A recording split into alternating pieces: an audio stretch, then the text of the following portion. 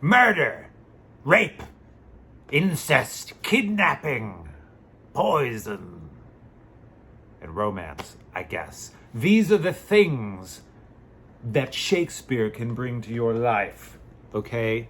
Now, I thought it would be a bit interesting. I was walking the dog this morning and I was like, oh, remember that moment where Shakespeare started to make sense to me? Maybe I can make a video about that and talk about it a bit. I've already done this once and I'm doing it again because the framing was shit and I got lost in the sauce and I forgot where I was going. And the whole last part of the video just... So you don't need to know that because you're not going to watch that. I'm going to try and stick to the main points here. I'm going to keep it as concise as possible because I'll go off on a tangent and I'll forget what the hell I'm talking about. So I think if we're going to talk about Shakespeare, we cannot not mention Hamnet. Okay? Me and Victoria saw Hamnet in theaters and I read the book as well. But the film, and I mean film, it is not a movie, but a film, absolutely floored us. Oops, kicked the camera. I'm not going to say too much about it. It's a drama, so be ready for that. But it is probably the closest movie to being a true work of art that I can remember seeing in recent history. So it is... profoundly good. I'm sure there are other movies that are quite artful and delicious. I just can't think of them right now because I'm stupid. I don't know. I'm not stupid. I take that back. Don't talk bad about yourself. Not even in jest. Okay, anyway. So, one of the main things, and we're not going to like dig into the meat of what Shakespeare, the work of Shakespeare, and I know probably the majority of people are not even interested, but I think part of that is because of a lack of understanding. I think we don't, at least in American culture, we are not, if we experience Shakespeare or if we're introduced to it in school, we aren't really taught how to understand it effectively a lot of the time, or at least that was my experience. We read some Romeo and Juliet in high school and I didn't understand a lick of it. And it wasn't until I was in halfway through my first year in drama school that something really started to click for me. And it was something that my roommate had said to me, basically in an offhand comment. I don't even think he meant for it to be as revolutionary as it was, as how I took it. But all he said to me, basically, he was a year ahead of me. And so I wasn't in Shakespeare yet. And I still had pretty much no positive association to Shakespeare. It was just hoity-toity nonsense that I didn't care about. But he said to me, he was in the Shakespeare portion of the program, and all he said, I don't remember the context exactly, but the phrase that he used that was like a light bulb moment for me was he said, Shakespeare writes in images. And I thought, whoa, what? And so I thought about that for a second, and I realized that every time I had ever encountered Shakespeare up until that point, I forgot to use the visual part of my brain. I was looking at the words, trying to understand what the hell these words meant, and just looking at the words by themselves didn't make any sense to me. So when he said that, I was like, oh, wait a minute.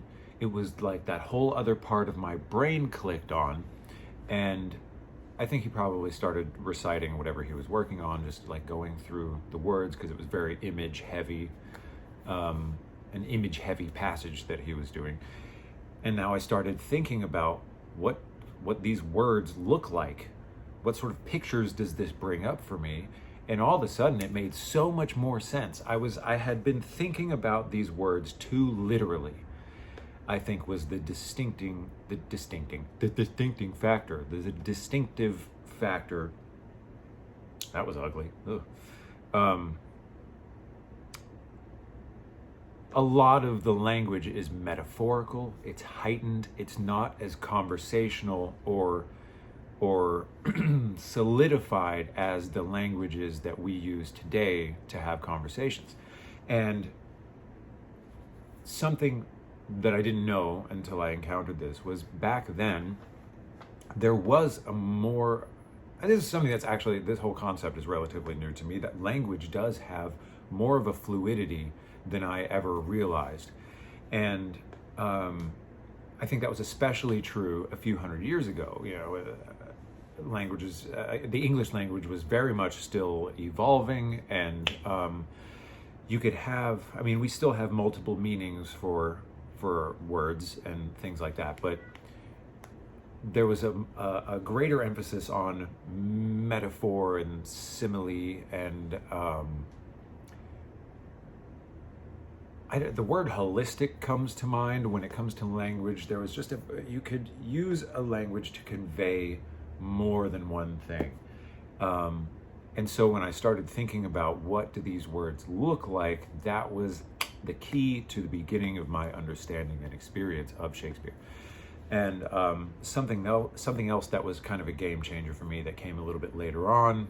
And at this point in my life, I'd done one full Shakespeare play and, some scene study, and we worked on portions of it, whatever.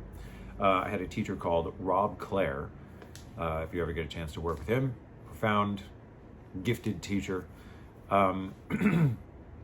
He said something, we were breaking down Macbeth, and we we're just kind of diving into the different portions of it and trying to get an understanding of the circumstances and the different characters and the story and, the whole thing.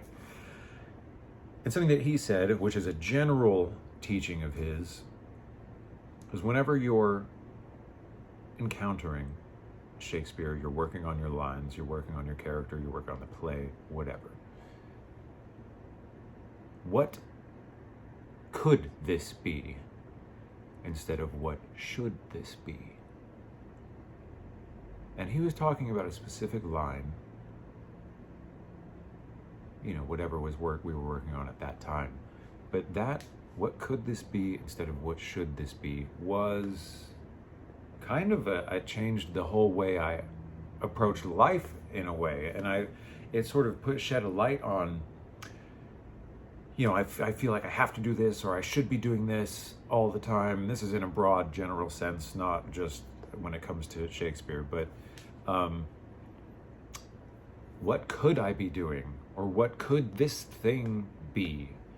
That's very vague, but just changing the language mentally from what should this be to what could this be, whether it be in creative work or in, deciding what you want to do in your life, I think was profoundly helpful to me. So Shakespeare writes in images. What could this be if you're working on it, not just being an audience member, were two core ideas that really made the whole experience a lot more visceral and enjoyable. And I was like, oh my God, now I get it. Because before it felt so far away and so foreign, and not easily understandable, that I couldn't be bothered with it. And then once those things started to click for me, I was like, whoa, I felt like it was so enriching to me. So I just wanted to share those couple of ideas with you in case that's useful. And go see Hamnet because it's incredible. And if you have any further interest in Shakespeare, there's a great video series which is on YouTube now from the Royal Shakespeare Company, the RSC. Back in 1984, they filmed Playing Shakespeare with Robert Barton, and I believe it's a 9-part kind of documentary instructional series with the who's who of British actors at that time. There's Ian McKellen, Ben Kingsley, Patrick Stewart, Dame Judi Dench, and a few more that I'm totally forgetting right now. But Playing Shakespeare, RSC, is great. Go see Hamnet, watch that, think in images, and what could this be? Rape, murder, drama, sex.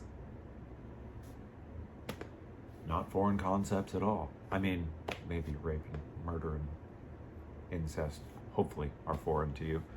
Anyway, all right, that's all I got. Peace.